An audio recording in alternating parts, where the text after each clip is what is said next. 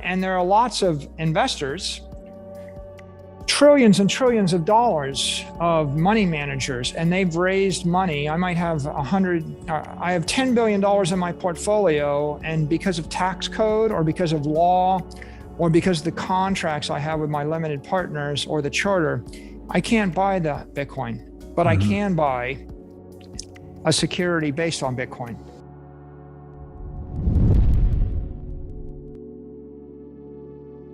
You know, sometimes people want to own the Bitcoin outright, and I get that because our company owns the Bitcoin outright because we want to be able to transfer it to any counterparty and take custody and do whatever we want with it. We want sovereignty over it.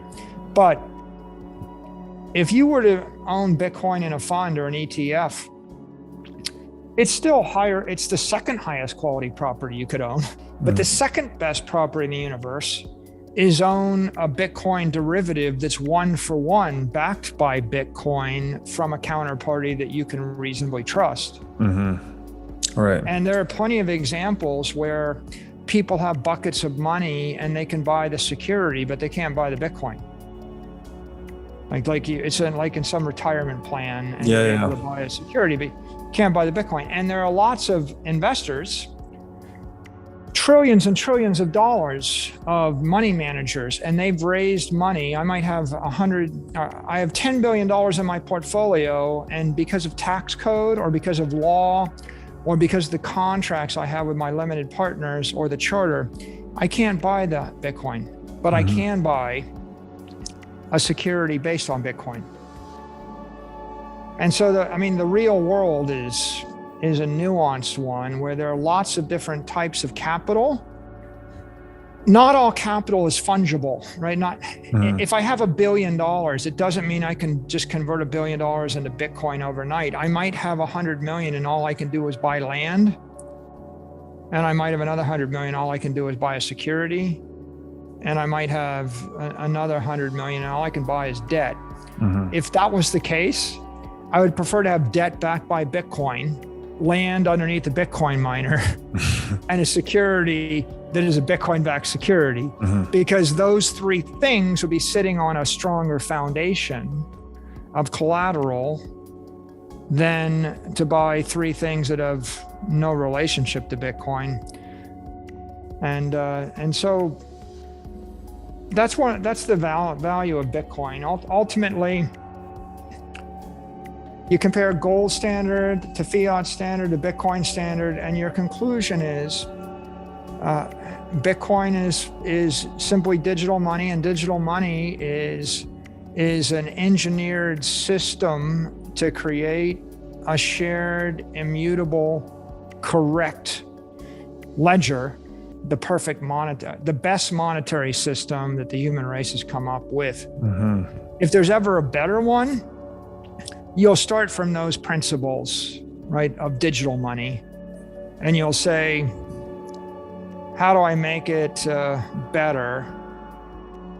And you could imagine maybe something better, but what's most likely to happen is the Bitcoin blockchain just migrates into the better thing. That's right. And it goes on. So if we wrap up this entire Bitcoin standard discussion, why does Bitcoin succeed in theory? Well, because the base layer protocol is mathematically sound and secure, and the application level layer protocol is sound and it's open to upgrade. And therefore, the property rights that it delivers are perfected and they're open to upgrade. The open network means that you can upgrade them. And when I say upgrade, maybe upgrade means keep making the Lightning Network better. Maybe upgrade means roll out Square Cash App with cash tags. Maybe the upgrade means build it into Apple Pay. What does it mean? It means 100,000 different things, right? There's a free market, a Darwinian competition to build applications and other types of platforms that are upgrading the Bitcoin protocol, and they're drawing on the promise of digital property in order to meet some other use case. And there'll be some that will succeed. There's going to be exchanges that fail, some succeed. There's 100,000 ways to think about a wallet, right? Some will be better than others. The market will sort it out. We've got a very competitive Darwinian system, but the result is every intelligent person that encounters Bitcoin, they're incentivized to find a way to make Bitcoin more valuable. And they might do it by a creative financial application. They might do it with security. They might do it with a device. They might do it with, a software program. They might do it by plugging into a different network, a different way. And some ideas will be great ideas, and other ideas will be good ideas, and some ideas will be bad ideas. And Bitcoin will benefit from the good ideas. It will accelerate from the great ideas, and it will ignore and slough off the bad ideas. And that's something that gold and fiat, they don't have working for them, right? You could imagine some gold applications, but you are crippled, gold jewelry, gold goblets, gold coins.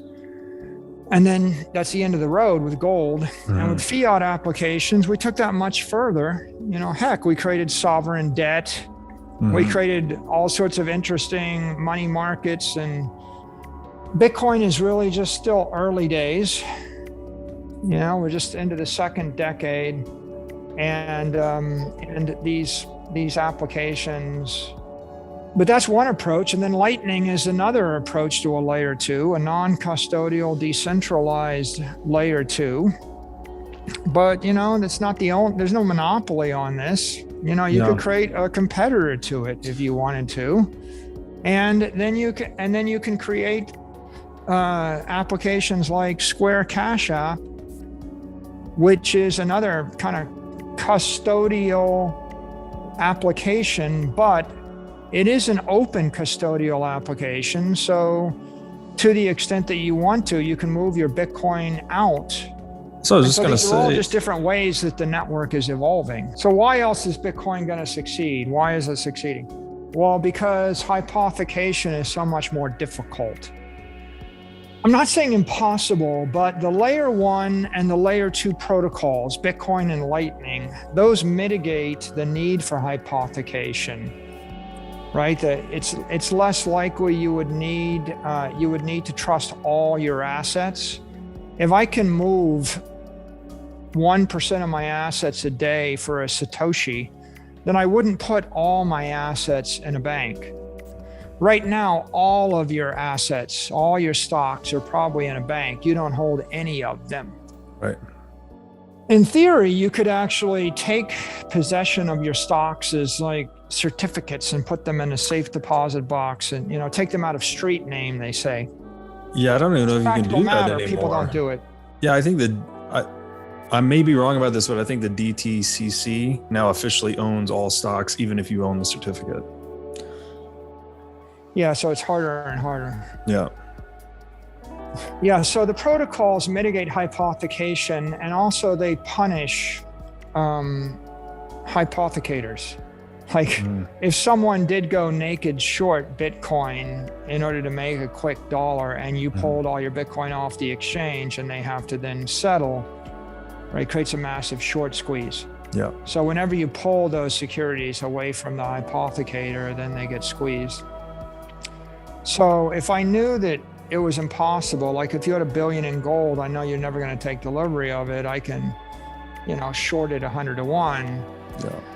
And if I knew you'd never take delivery of the Bitcoin, I might get a little bit cute, but in a world where people can, then, there are exchanges that fail, just like there are bad banks that fail. It's just that they're failing continually in Bitcoin because that's the nature of the free market, and that's how the free market squeezes out defective actors and malicious actors.